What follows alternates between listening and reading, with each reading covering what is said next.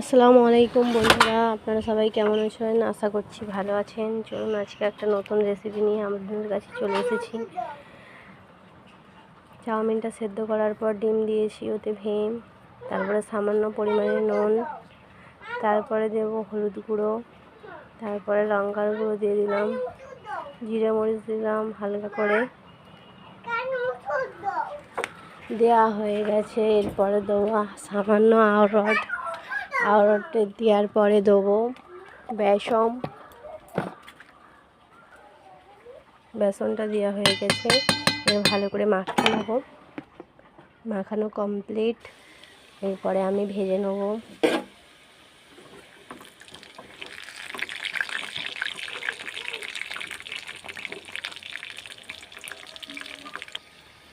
ভাজা কমপ্লিট হয়ে গেছে, এবার তুলে নেব।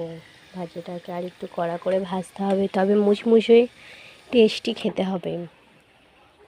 ভাজা কমপ্লিট হয়ে গেছে, এবার তুলে নেব। দেখুন বন্ধুরা কতটা মুচমুচে এবং সফট হয়েছে। এবার সস দিয়ে খাবো। একবার বানিয়ে দেখবেন।